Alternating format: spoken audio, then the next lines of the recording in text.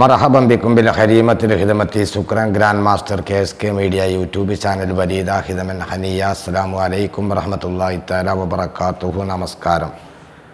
എന്തൊക്കെയുണ്ട് മണിമുത്തുകളെ വിശേഷങ്ങൾ? എല്ലാവർക്കും സുഖമായിരിക്കുമെന്ന് പ്രതീക്ഷിക്കുന്നു. സുഖമാവട്ടെ എന്ന് ഏത് സമയങ്ങളിലും പ്രാർത്ഥനയിലും ഒഴുകുന്നു. പ്രിയരെ, പ്രിയമുള്ളവരെ, റസൂലുള്ളാഹി സ്വല്ലല്ലാഹു അലൈഹി വസല്ലം തങ്ങളുടെയും ഖദീജ ബീവിയുടെയും ജീവിത ചരിത്രം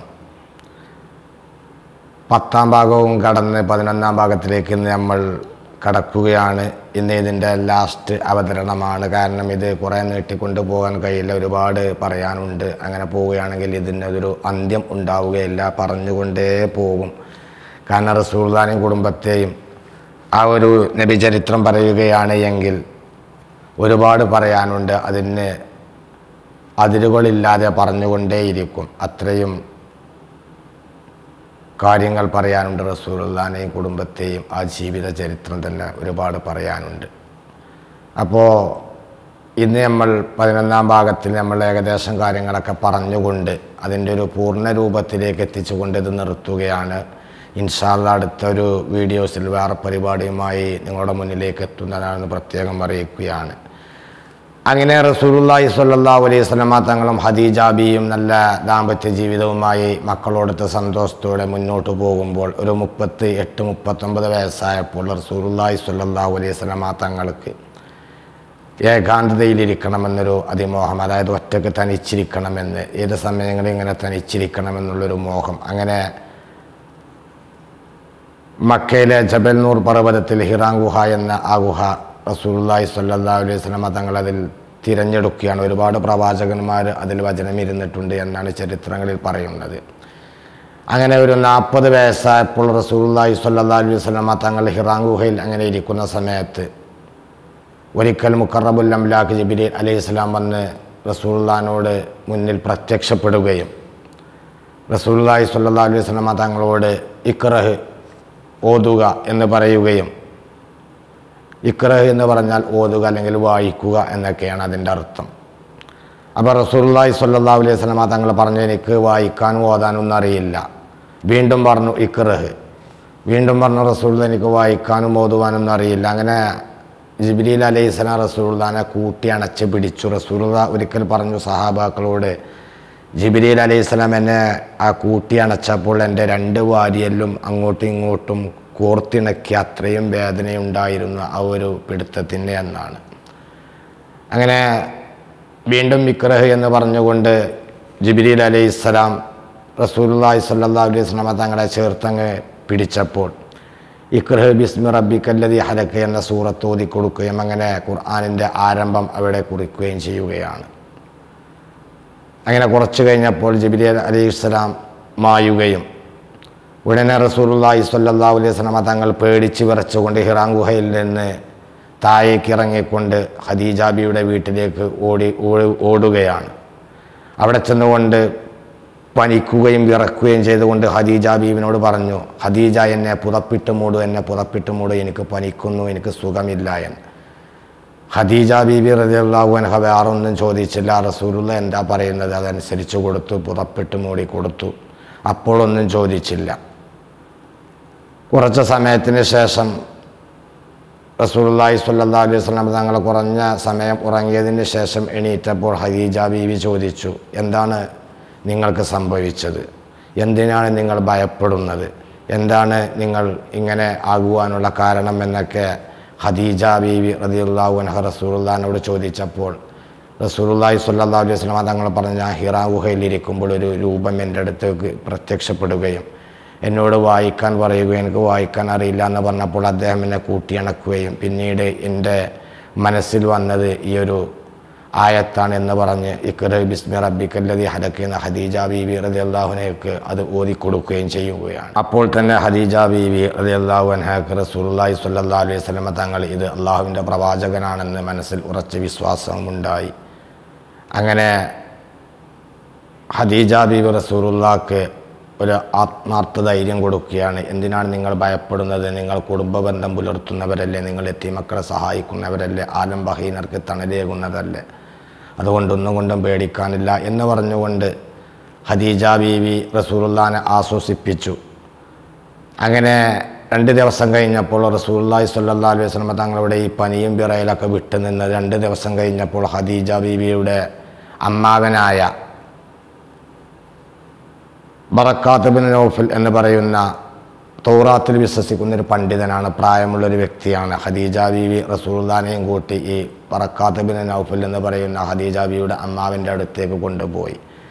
അദ്ദേഹം തൗറാത്തിൽ വിശ്വസിക്കുന്ന ഒരു വ്യക്തിയാണ്. അദ്ദേഹം പറഞ്ഞു, ഹിറാ ഗുഹയിൽ നിന്നൊരാൾ പ്രത്യക്ഷപ്പെടുകയും ഓതാൻ പറയുകയും ചെയ്തപ്പോൾ ഇത് ആ സമയത്ത് മനസ്സിൽ തോന്നിയ ഒരു ആയത്താണെന്ന് പറഞ്ഞ് അദ്ദേഹത്തിന് ഓതി കൊടുക്കുകയും അപ്പോൾ ബറക്കാത്ത് ബിൻ നൗഫൽ എന്നിവർ പറഞ്ഞു, ഇത് മറ്റാരുമല്ല, തൗറാത്ത് എന്ന കിതാബുമായി മൂസാ നബിൻ്റെ അടുത്തേക്ക് വന്ന ജബ്രായിൽ എന്ന മലക്കാണ് എന്ന് പറഞ്ഞു. തൗറാത്തിൽ ജിബ്രീൽ അലൈഹിസ്സലാമിന് ജബ്രായിൽ എന്നാണ് നാമം കൊടുത്തിട്ടുള്ളത്.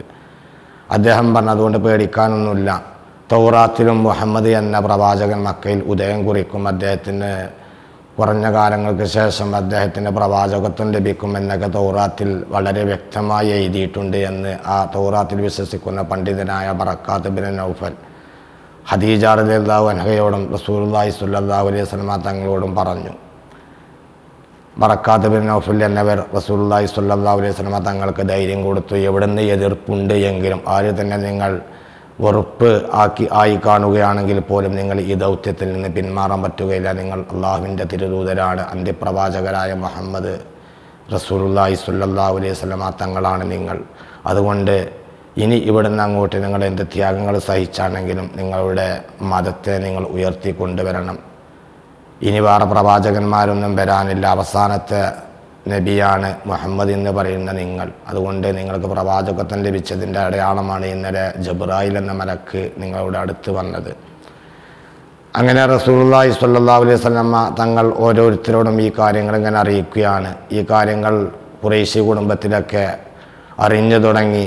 മുഹമ്മദ് പ്രവാചകനാണ് എന്ന് പറഞ്ഞ് നടക്കുന്നുണ്ട് എന്നൊക്കെ പറഞ്ഞ് പലവരും കളിയാക്കിക്കൊണ്ട് റസൂലുള്ളാഹിനെ അങ്ങനെ ചീത്ത വിളിക്കാനൊക്കെ തുടങ്ങി. അങ്ങനെ ഇരിക്കുന്ന സമയത്താണ് അബൂ ലഹബിൻ്റെ ശരീരം ഇത് എത്തിയത്. ചെറുപ്പകാലങ്ങളിൽ ഉമ്മു കുൽസു റുഖിയ എന്നിവരെ അബൂ ലഹബിൻ്റെ 2 മക്കളായ ഉത്ബത്തും ഉത്തൈബത്തും എന്നിവർ നിക്കാഹ് ചെയ്തിരുന്നു, ജീവിതം തുടങ്ങിയിട്ടില്ല. അങ്ങനെ റസൂലുള്ളാഹി സ്വല്ലല്ലാഹു അലൈഹി വസല്ലം തങ്ങൾ ലാ ഇലാഹ ഇല്ലല്ലാഹു മുഹമ്മദുർ റസൂലുള്ളാഹ്, ആരാധനക്കർഹൻ അള്ളാഹു അല്ലാതെ മറ്റാരുമില്ല, മുഹമ്മദ് റസൂലുള്ളാഹി സ്വല്ലല്ലാഹു അലൈഹി വസല്ലം തങ്ങൾ അള്ളാഹുവിൻ്റെ തിരുദൂതരാണ് എന്ന ഈ വാക്യം ഉന്നയിച്ചുകൊണ്ട് പ്രവാചകനായിട്ടുണ്ട് എന്ന് പറഞ്ഞു നടക്കുന്നുണ്ട് എന്ന് അബൂ ലഹബിൻ്റെ ചെവിയിൽ കേട്ടപ്പോൾ അബൂ ലഹബ് ആ ഒരു ദേഷ്യത്തിൽ ഉമ്മു കുൽസുവിനെയും റുഖിയയെയും ഉത്ബത്തിനോടും ഉത്തൈബത്തിനോടും ആ 2 പെൺമക്കളെയും മൊയ് ചൊല്ലാൻ ആവശ്യപ്പെടുകയും ആ സമയത്ത് ഉത്ബത്തും ഉത്തൈബത്തും ഉമ്മു കുൽസു എന്നിവരെയും റുഖിയ എന്നിവരെയും മൊയ് ചൊല്ലുകയാണ്. ആ ഒരു സങ്കടത്തിൽ ഇങ്ങനെ ഖദീജ ബീവിയും റസൂലുള്ളാഹിയും ഇരിക്കുന്ന സമയത്ത് റസൂലുള്ളാഹി ഖദീജ ബീവിനോട് പറഞ്ഞു, നമ്മൾ സങ്കടപ്പെടേണ്ട ഒരു ആവശ്യവുമില്ല, നമ്മളുടെ മക്കൾക്ക് അതിലും നല്ല ഭർത്താക്കന്മാരെ അള്ളാഹു കൊടുക്കും. അങ്ങനെ ഖദീജ ബീവി റസൂലുള്ളാഹി സ്വല്ലല്ലാഹു അലൈഹി വസല്ലം തങ്ങളുടെ കൈ പിടിച്ചുകൊണ്ട് അശ്ഹദു അൻ ലാ ഇലാഹ ഇല്ലല്ലാഹു വഅശ്ഹദു അന്ന മുഹമ്മദുർ റസൂലുള്ളാഹി സ്വല്ലല്ലാഹു അലൈഹി വസല്ലം എന്ന് കലിമത്ത് തൗഹീദ് ഉച്ചരിച്ചുകൊണ്ട് ഇസ്ലാമിലേക്ക് കടന്നു വരികയാണ്. സ്ത്രീകളിൽ ആദ്യം ഇസ്ലാമിലേക്ക് വന്നത് ഖദീജ ബീവി റളിയല്ലാഹു അൻഹയാണ്. അങ്ങനെ അബൂബക്കർ സിദ്ദീഖ് റളിയല്ലാഹു അൻഹുവിനോടും ഈ കാര്യം അറിയിച്ചു. അബൂബക്കർ സിദ്ദീഖ് റളിയല്ലാഹു അൻഹുവിനെയാണ് പുരുഷന്മാരിൽ ആദ്യം ഇസ്ലാമിലേക്ക് കടന്നു വന്നത്. അബൂ ത്വാലിബിന് അന്ന് പ്രായമായിട്ടുണ്ട്. അബൂ ത്വാലിബ് എല്ലാവരും റസൂലുള്ളാഹി സ്വല്ലല്ലാഹു അലൈഹി വസല്ലം തങ്ങളെ ഈ കാര്യങ്ങൾ ഇങ്ങനെ പറഞ്ഞു കുത്തി നോവിച്ചപ്പോൾ അബൂ ത്വാലിബ് പറഞ്ഞു, പിന്മാറാൻ ആവശ്യപ്പെടുകയും അബൂ ത്വാലിബിനോട് റസൂലുള്ളാഹി സ്വല്ലല്ലാഹു അലൈഹി വസല്ലം തങ്ങൾ പറഞ്ഞു, ഒരു കയ്യിൽ ചന്ദ്രനെയും ഒരു കയ്യിൽ സൂര്യനെയും എനിക്ക് വെച്ച് തന്നാലും ഈ ദൗത്യത്തിൽ നിന്ന് ഞാൻ പിന്മാറുകയില്ല എന്ന് ഉറപ്പിച്ച് പറഞ്ഞപ്പോൾ, എന്നാൽ മോന് ഇഷ്ടം പോലെ മോനെന്താ തോന്നുന്നത് അതുപോലെ മുന്നോട്ട് നീങ്ങിക്കോളൂ എന്നും പറഞ്ഞു. അബൂ ത്വാലിബിന് പ്രായമായ സമയത്താണ് അലി ബിൻ അബീ ത്വാലിബ് റളിയല്ലാഹു അൻഹു ജനിക്കുന്നത്. അങ്ങനെ കുട്ടികളിൽ ആദ്യമായിട്ട് ഇസ്ലാമിലേക്ക് കടന്നു വന്നത് അലി ബിൻ അബീ ത്വാലിബാണ്.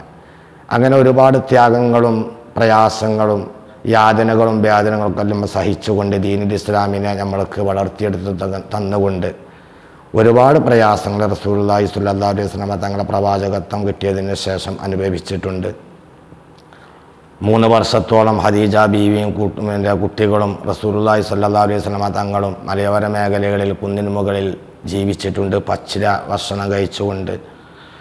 അങ്ങനെയൊക്കെയാണ് ചരിത്രങ്ങളിൽ പറയുന്നത് പോലെ ഒരുപാട് യാതനകളും വേദനകളും സഹിക്കേണ്ടി വന്നിട്ടുണ്ട്. റസൂലുള്ളാഹി സ്വല്ലല്ലാഹു അലൈഹി വസല്ലം തങ്ങൾ ആദ്യം കൂട്ടുകുടുംബത്തിൽപ്പെട്ടവർക്ക് ഒരു സൽക്കാരം വെക്കുകയും ഇങ്ങനെ നമ്മൾ ആരാധിക്കാൻ അല്ലാഹു അല്ലാതെ മറ്റൊരു ഇലാഹില്ല, ഞാൻ അള്ളാഹുവിൻ്റെ പ്രവാചകനാണെന്ന് പറഞ്ഞപ്പോൾ അബൂ ലഹബൊക്കെ ആ കൂട്ടത്തിൽ സൽക്കാരത്തിനുണ്ടായിരുന്നു. അവരൊക്കെ റസൂലുള്ളാഹിനെ കളിയാക്കിക്കൊണ്ട് പുറത്തു പോവുകയാണ്. അങ്ങനെ വീണ്ടും ഒരു സൽക്കാരം വെച്ചു. അന്നാണ് അലി ഇബ്നു അബീ ത്വാലിബ് കുട്ടിയായിരിക്കുമ്പോൾ ഞാൻ വിശ്വസിക്കുന്ന റസൂലെ, നിങ്ങൾ അള്ളാഹുവിൻ്റെ റസൂലാണെന്നും അള്ളാഹു അല്ലാതെ വേറെ ഇലാഹില്ല എന്നും ഞാൻ വിശ്വസിക്കുന്നു എന്ന് അലി ഇബ്നു അബീ ത്വാലിബ് പറയുകയുമാണ്.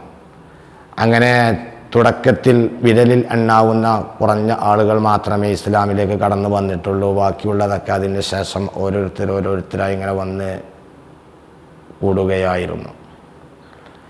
അങ്ങനെ ഇരിക്കുന്ന സമയത്ത്, ഇങ്ങനെ തുടർന്ന് മുന്നോട്ട് പോകുന്ന സമയത്താണ് ഒരുപാട് യാതനകളും വേദനകളൊക്കെ സഹിക്കേണ്ടി വന്ന് മുന്നോട്ട് നീങ്ങുന്ന ആ സമയത്താണ് റസൂലുള്ളാഹിൻ്റെ മൂത്താപ്പയായ അബൂ ത്വാലിബ് മരണപ്പെടുകയാണ്. അതിനുശേഷം കുറഞ്ഞ കാലങ്ങൾക്ക് ശേഷം ഖദീജ ബീവിയും വഫാത്തായി. ഈ 2 മരണവും റസൂലുള്ളാഹി സ്വല്ലല്ലാഹു അലൈഹി വസല്ലം തങ്ങളെ വളരെ മനസ്സുകൊണ്ട് തളർത്തി കളഞ്ഞു.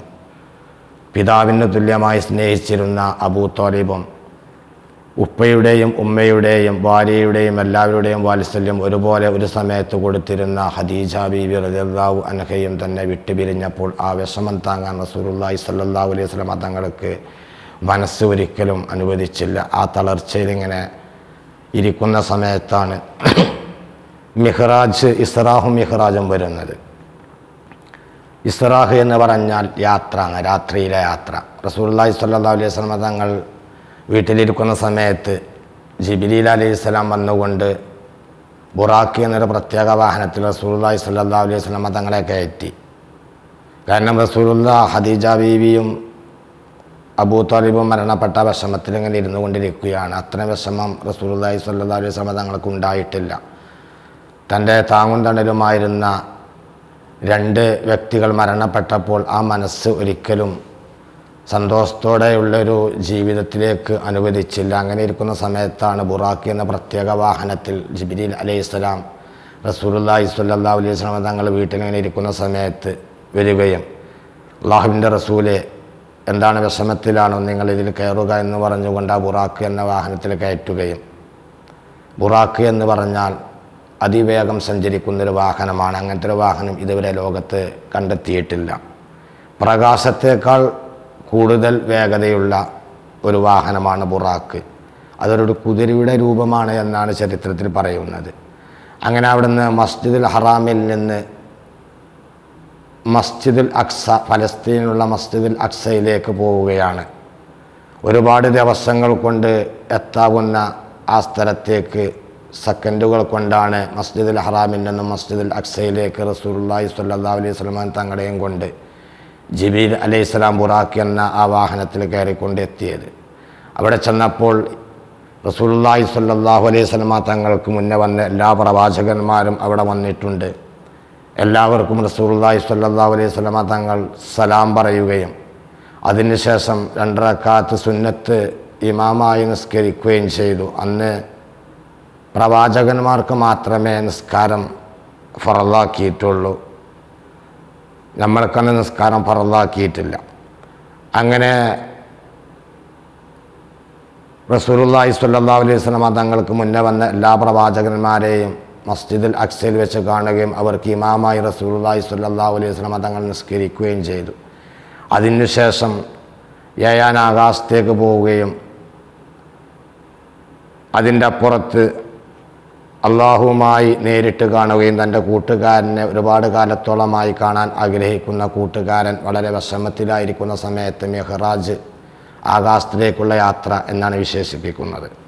ഇസ്റാഹും മിഹ്റാജും അതൊരു സംഭവം തന്നെയാണ്, പക്ഷേ 2 പേരിലാണ് അറിയപ്പെടുന്നത്. അങ്ങനെ അവിടുന്ന് മസ്ജിദുൽ അക്സയിൽ നിന്ന് ബുറാഖ് എന്ന വാഹനത്തിൽ ജിബ്രീൽ അലൈഹിസ്സലാം റസൂലുള്ളാഹി സ്വല്ലല്ലാഹു അലൈഹി വസല്ലം തങ്ങളെ കയറ്റി 1-ാം ആകാശത്തിലെത്തിയപ്പോൾ അവിടെ ഉണ്ട് പുഞ്ചിരി തൂയിക്കൊണ്ട് ആദം നബി അലൈഹിസ്സലാം ഇരിക്കുന്നു. ജിബ്രീൽ അലൈഹിസ്സലാം പറഞ്ഞു കൊടുത്തത് നിങ്ങളുടെ ഉപ്പയാണ് ആദം നബി അലൈഹിസ്സലാം. അപ്പോൾ ആദം നബി അലൈഹി സ്വലാം ഒരു ഭാഗത്തേക്ക് ഇങ്ങനെ നോക്കി ചിരിക്കുന്നുണ്ട്, വലതു ഭാഗത്തേക്ക് നോക്കി ചിരിക്കുന്നുണ്ട്, ഇടതു ഭാഗത്തേക്ക് നോക്കി കരയുന്നുമുണ്ട്. ഇതെന്തിനാണെന്ന് റസൂലുള്ളാഹി സ്വല്ലല്ലാഹു അലൈഹി വസല്ലമ തങ്ങൾ ചോദിച്ചപ്പോൾ വലതു ഭാഗത്തുള്ള മക്കളൊക്കെ സ്വർഗത്തിലും ഇടതു ഭാഗത്തുള്ള മക്കളൊക്കെ നരകത്തിലുമാണ്, അതുകൊണ്ടാണ് കരയുന്നത് എന്നാണ് മറുപടി പറഞ്ഞത്. അങ്ങനെ രണ്ടാമത്തെ ആകാശത്തിലെത്തിയപ്പോൾ ഇദ്രീസ് അലൈഹിസ്സലാം അവിടെ ഇരിക്കുന്നുണ്ട്. സലാം പറഞ്ഞു, റസൂലുള്ളാഹിൻ്റെ പ്രവാചകത്വം അംഗീകരിച്ചു. മൂന്നാം ആകാശത്തിലെത്തിയപ്പോഴുണ്ട് അവിടെ ഇസ്ഹാഖ് നബി ഇരിക്കുന്നു. സലാം പറഞ്ഞു, റസൂലുള്ളാഹിൻ്റെ പ്രവാചകത്വം അംഗീകരിച്ചു. നാലാമത്തെ ആകാശത്തിലേക്ക് എത്തിയപ്പോഴുണ്ട് ഹാറൂൻ നബി അലൈഹിസ്സലാം ഇരിക്കുന്നു. റസൂലുള്ളാഹിൻ്റെ പ്രവാചകത്വം അംഗീകരിച്ചു. സലാം പറഞ്ഞു. അഞ്ചാം ആകാശത്തേക്ക് എത്തിയപ്പോഴുണ്ട് മൂസാ നബി അലൈഹിസ്സലാം ഇരിക്കുന്നു. സലാം പറഞ്ഞു. അള്ളാഹുവിൻ്റെ റസൂലാണ് എന്ന് അവർക്കെല്ലാവർക്കും അറിയാം. സ്വീകരിക്കാൻ വേണ്ടിയാണ് ഓരോ ആകാശത്തിലും ഇങ്ങനെ ഇരിക്കുന്നത്. അങ്ങനെ ഓരോ ആകാശത്തിലേക്ക് എത്തിയപ്പോഴും ഓരോ നബിമാരെ റസൂലുള്ളാഹിനെ സ്വീകരിക്കാനുണ്ട്. ഏഴാം ആകാശത്തിൽ ഇബ്രാഹിം നബി അലൈഹി സ്വലാം ഇരിക്കുന്നുണ്ട്. അങ്ങനെ അവിടുന്ന് ഏഴാം ആകാശവും കഴിഞ്ഞ് പിന്നെ ജിബ്രീൽ അലൈഹി സ്വലാം പറഞ്ഞു, അള്ളാഹുവിൻ്റെ റസൂലെ, ഇനി ഇവിടുന്ന് അങ്ങോട്ട് എനിക്ക് പ്രവേശനമില്ല, ഇനി നിങ്ങൾ ഒറ്റയ്ക്ക് പോയാൽ മതി എന്നും പറഞ്ഞ് സിദ്റത്തുൽ മുൻതഹ എന്ന് പറയുന്ന സ്ഥലത്ത് അള്ളാഹുവും റസൂലും ഒരുപാട് കാലത്തോളമായിട്ട് കാണാൻ ആഗ്രഹിക്കുന്ന രണ്ട് കൂട്ടുകാർ ഒന്നിച്ച് കാണുന്ന സ്ഥലത്ത് ജിബ്രീൽ അലൈഹി സ്വലാം പറഞ്ഞു, എനിക്ക് ഇവിടുന്ന് അങ്ങോട്ട് പ്രവേശനമില്ല, ഇതുവരെയുള്ള എനിക്ക് അനുവാദം, ഇനി ഇവിടുന്ന് അപ്പുറത്തേക്ക് നബിയെ നിങ്ങൾ ഒറ്റയ്ക്ക് പോയാൽ മതി എന്ന് പറയുകയും ഒരുപാട് മലക്കുകളുടെ അകമ്പടിയോടെ റസൂലുള്ളാഹി സ്വല്ലല്ലാഹു അലൈഹി വസല്ലമ തങ്ങളെ സിദ്റത്തുൽ മുൻതഹ എന്ന സ്ഥലത്തേക്ക് പറഞ്ഞു വിടുകയുമാണ്. അവിടെ വെച്ചൊരു അമ്പും വില്ലും എത്രത്തോളം അകൽച്ചയും അടുപ്പമുണ്ടോ അത്രയും അടുത്ത് നിന്നുകൊണ്ട് റസൂലുള്ളാഹി സ്വല്ലല്ലാഹു അലൈഹി വസല്ലമ തങ്ങളും അള്ളാഹുവും നേരിട്ട് കാണുകയും അത്തഹിയാത്തുൽ മുബാറക്കാത്തു സലവാത്തു തയ്യിബാത്തു ലില്ലാഹി എന്ന് റസൂലുള്ളാഹി സ്വല്ലല്ലാഹു അലൈഹി വസല്ലമ തങ്ങളുടെ കൂട്ടുകാരനെ കണ്ടപ്പോൾ ആദ്യം തന്നെ ഒരു സമ്മാനം അങ്ങോട്ട് കൊടുക്കുകയാണ്. ഉടനെ തന്നെ അള്ളാഹു സുബ്ഹാനഹു വ തആല റസൂലുള്ളാഹിനെ ആ ഒരു സമ്മാനം കിട്ടിയതിന് ശേഷം അസ്സലാമു അലൈക യാ റസൂലല്ലാഹ് എന്ന് സലാം പറയുകയുമാണ്. ഇങ്ങനെ മിഹ്റാജിൻ്റെ രാത്രിയിൽ ഒരുപാട് സംഭവങ്ങൾ അരങ്ങേറുകയുണ്ടായി.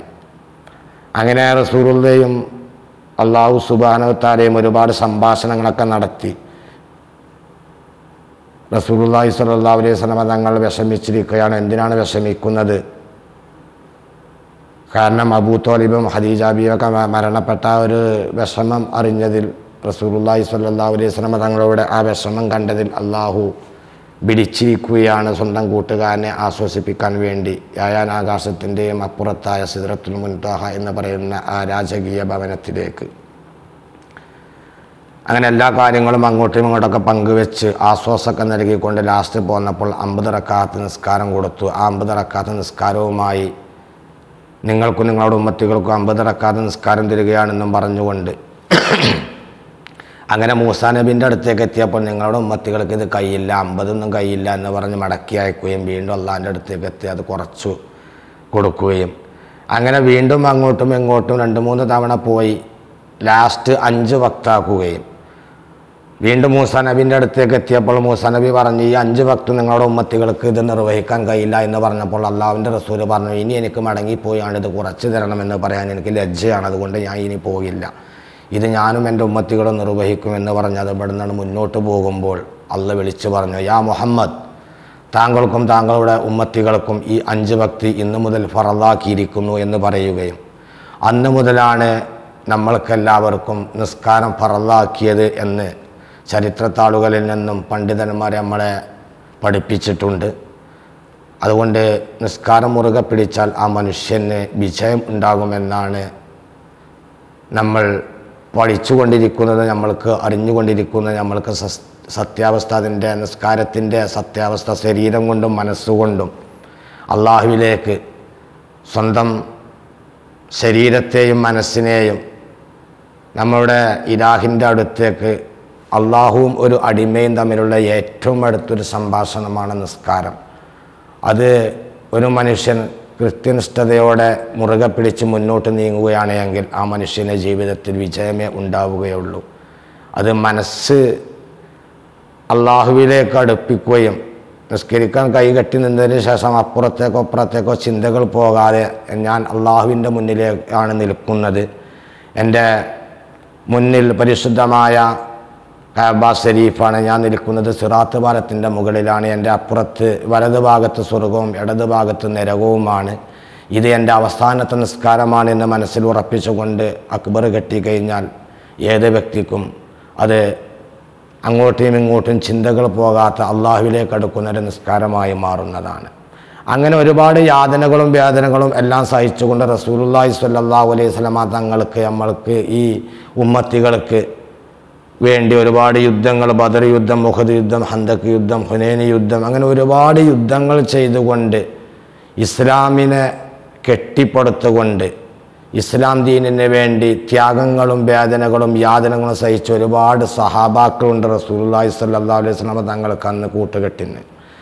അങ്ങനെ ഒരുപാട് വിരലിൽ എണ്ണാവുന്ന വ്യക്തികൾ മാത്രം ആദ്യം വന്നുകൊണ്ട് ഇപ്പോൾ കോടിക്കണക്കിന് മുസ്ലിങ്ങൾ ഇസ്ലാം മതം സ്വീകരിച്ചുകൊണ്ട് ഇന്നും റസൂലുള്ളാഹിനെയും കുടുംബത്തെയും സ്നേഹിച്ച് പോകുന്ന ഈ ഒരു ലോകത്ത്, ലോകാവസാനത്തിൻ്റെ അടുത്തേക്ക് ഓരോ ദിവസവും നമ്മൾ അടുത്തുകൊണ്ടിരിക്കുമ്പോൾ പ്രിയമുള്ളവരെ, നിങ്ങളുടെ ജീവിതം അത് ഭാസുരമാക്കണമെന്ന ആ ഒരു ചിന്തയിൽ അള്ളാഹുവിനെയും അള്ളാഹുവിൻ്റെ റസൂലുള്ളാഹിനെയും ആ കൂട്ടുകുടുംബത്തെയും എല്ലാവരെയും മനസ്സിൽ ഓർമ്മിച്ചുകൊണ്ട് അള്ളാഹുവിനെ ഭയപ്പെട്ടുകൊണ്ട് റസൂലുള്ളാഹി സ്വല്ലല്ലാഹു അലൈഹി വസല്ലമ തങ്ങൾ നമ്മൾക്ക് പഠിപ്പിച്ചു തന്ന ആ കാര്യങ്ങളൊക്കെ മുറുകെ പിടിച്ച് ബാക്കിയുള്ള ജീവിതത്തിലൂടെ ഇനി നല്ല കാര്യങ്ങൾ ചെയ്യാൻ ശ്രമിക്കണമെന്ന് ഓർമ്മപ്പെടുത്തിക്കൊണ്ട് ജീവിതത്തിൽ ആലിമീങ്ങളെ സ്നേഹിക്കുക, ഉപ്പാനെയും ഉമ്മാനെയും ബഹുമാനിക്കുക, ഭാര്യമാരെ സ്നേഹിക്കുക, മക്കളോട് വാത്സല്യം കാണിക്കുക, പ്രായമുള്ളവരെ ബഹുമാനിക്കുക, അയൽവക്കക്കാരോട് സ്നേഹം കാണിക്കുക, അതുപോലെ തന്നെ അള്ളാഹുവിനെ ഭയപ്പെട്ടുകൊണ്ട് അവൻ്റെ ഭൂമിയിൽ ജീവിക്കുമ്പോൾ അഹങ്കാരികളാകണ്ട, തമ്മാടികളാകണ്ട, നിസ്കാരത്തിൻ്റെ എഴുന്നേൽക്കാതെ കിടന്നുറങ്ങുന്നവനാകണ്ട, അങ്ങനെ ഒരു തെറ്റിലേക്കും പോകാതെ മനസ്സിനെ സ്വന്തം നിയന്ത്രിച്ചുകൊണ്ട് നല്ലതായ രീതിയിൽ ജീവിതം മുന്നോട്ട് നയിക്കാൻ റസൂലുള്ളാഹി സ്വല്ലല്ലാഹു അലൈഹി വസല്ലമ തങ്ങളെയും കുടുംബത്തെയും സ്നേഹിക്കുവാനും അത് മരണം വരെ സ്നേഹിക്കുവാനും അള്ളാഹുവിനെ ഭയപ്പെട്ടുകൊണ്ട് അവൻ്റെ ഭൂമിയിൽ അവന് എത്രത്തോളം നാണ് നമ്മൾക്ക് ആയുസ് തന്നിട്ടുള്ളത് ദീർഘായുസ്സാക്കി തരുവാനും എല്ലാവരും പ്രാർത്ഥിക്കുക. അള്ളാഹുവിനെ ഭയപ്പെട്ടുകൊണ്ട് നമ്മുടെ മുൻഗാമികൾ നടന്ന വഴിയിൽ തന്നെ ജീവിച്ചുകൊണ്ട് നമ്മളുടെ ജീവിതം മുന്നോട്ട് നീങ്ങുകയാണ് എങ്കിൽ നമ്മൾക്ക് ഇൻഷാ അല്ലാഹ് ജീവിതത്തിൽ വിജയം മാത്രമേ വരികയുള്ളൂ എന്ന് ഓർമ്മപ്പെടുത്തിക്കൊണ്ട് ഈ ഒരു ചരിത്രം ഇവിടെ അവസാനിപ്പിക്കുകയാണ്. അങ്ങനെ റസൂലുള്ളാഹി സ്വല്ലല്ലാഹു അലൈഹി വസല്ലമ തങ്ങളുടെ 2 മക്കളെയും മൊഴി ചൊല്ലിയതിന് ശേഷം ഉസ്മാൻ ഇബ്നു അഫ്ഫാൻ റളിയല്ലാഹു അൻഹു ആദ്യം റുഖിയയെ വിവാഹം കഴിച്ചു എന്നാണ് ചരിത്രത്തിൽ പറയുന്നത്. അങ്ങനെ ആ വിവാഹവുമായി റുഖിയയുമായുള്ള വിവാഹത്തിന് ശേഷം റുഖിയ കുറച്ച് കാലങ്ങൾക്ക് ശേഷം മരണപ്പെട്ടപ്പോൾ പിന്നെ ഉമ്മുൽ കുൽസുബിനെയും ഉസ്മാൻ ഇബ്നു അഫ്ഫാൻ റളിയല്ലാഹു അൻഹു വിവാഹം കഴിച്ചു. അങ്ങനെ ഒരു പുരുഷൻ റസൂലുള്ളാഹി സ്വല്ലല്ലാഹു അലൈഹി വസല്ലമ തങ്ങളുടെ 2 മക്കളെ വിവാഹം കഴിച്ച ഒരു നല്ലൊരു പുരുഷൻ, അതായത് തൻ്റെ ഇടമുള്ളൊരു പുരുഷനായിരുന്നു ഉസ്മാൻ ഇബ്നു അഫ്ഫാൻ റളിയല്ലാഹു അൻഹു. റസൂലുള്ളാഹി സ്വല്ലല്ലാഹു അലൈഹി വസല്ലമ തങ്ങൾ പ്രവാചകത്വം ലഭിച്ചതിന് ശേഷം ഒരുപാട് യാതനകളും വേദനകളും സഹിക്കേണ്ടി വന്നിട്ടുണ്ട്. ഉസ്മാൻ ഇബ്നു അഫ്ഫാൻ റളിയല്ലാഹു അൻഹുവിനെയും റുഖിയയെയും എത്യോപ്യയിലേക്ക് വരെ അയക്കേണ്ട ഒരു സ്ഥിതി അന്ന് ഉണ്ടായിട്ടുണ്ട് എന്നാണ് ചരിത്രത്തിൽ പറയുന്നത്. അള്ളാഹു സുബ്ഹാനഹു വ തആല റസൂലുള്ളാഹി സ്വല്ലല്ലാഹു അലൈഹി വസല്ലമ തങ്ങളെയും കുടുംബത്തിനെയും സ്നേഹിക്കുന്നവരെ നമ്മളെയും ഉൾപ്പെടുത്തുമാറാകട്ടെ. റസൂലുള്ളാഹി സ്വല്ലല്ലാഹു അലൈഹി വസല്ലമ തങ്ങൾ പഠിപ്പിച്ചു തന്ന ആ ജീവിത ചരിത്രത്തോടെ മരണം വരെ മുന്നോട്ട് പോകുവാനും അള്ളാഹുവിനെ ഭയപ്പെട്ടുകൊണ്ട് അവൻ്റെ ഭൂമിയിൽ ജീവിതം മുന്നോട്ട് നയിക്കുമ്പോൾ അവൻ പഠിപ്പിച്ചു തന്ന റസൂലുള്ളാഹി സ്വല്ലല്ലാഹു അലൈഹി വസല്ലമ തങ്ങൾ നമ്മൾ കേൾപ്പിച്ചെന്ന ഈ ദീനുൽ ഇസ്ലാം മരണം വരെ മുറുകെ പിടിച്ചുകൊണ്ട് മരിക്കുന്ന സമയത്ത് ഈമാനോടുകൂടി മരണപ്പെടുവാനും അവസാന സമയത്ത് അഷ്ഹദു അല്ലാ ഇലാഹ ഇല്ലല്ലാഹു വഅഷ്ഹദു അന്ന മുഹമ്മദർ റസൂലുള്ളാഹ് എന്ന കലിമത്ത് തൗഹീദ് ഉച്ചരിച്ചുകൊണ്ട് മരിക്കുന്ന മുത്തഖീങ്ങളിൽ സ്വാലിഹീങ്ങളിൽ പടച്ച റബ്ബ് നമ്മളെ എല്ലാവരെയും ഉൾപ്പെടുത്തുമാറാകട്ടെ എന്ന് ആത്മാർത്ഥമായി പ്രാർത്ഥിച്ചുകൊണ്ട് ഈ ഒരു ചരിത്രം എവിടെ അവസാനിപ്പിക്കുകയാണ്. ഇൻഷാ അല്ലാഹ് പറഞ്ഞതിൽ തെറ്റുകളോ കുറ്റങ്ങളോ പോരായ്മകളോ ഉണ്ട് എങ്കിൽ അറിവില്ലാത്തത് കൊണ്ടാണ്, അറിവില്ലായ്മ കൊണ്ടാണ് എന്ന് മനസ്സിലായിക്കൊണ്ട് ഈ എളിയവനോട് എല്ലാവരും ക്ഷമിക്കണമെന്ന് അറിയിക്കുകയാണ്. നിങ്ങളുടെ എല്ലാവരുടെയും ദുആയിൽ ഈ പ്രിയപ്പെട്ട കെ സക്കീർ ഭായിനെയും കൂട്ടുകുടുംബത്തെയും എല്ലാവരെയും ഉൾപ്പെടുത്തണമെന്ന അഭ്യർത്ഥനയോടെ ഇൻഷാ അല്ലാഹ് ഇനി അടുത്തൊരു വീഡിയോസിൽ കാണുന്നത് വരേക്കും അസ്സലാമു അലൈക്കും വറഹ്മത്തുള്ളാഹി തആല വബറകാതുഹു.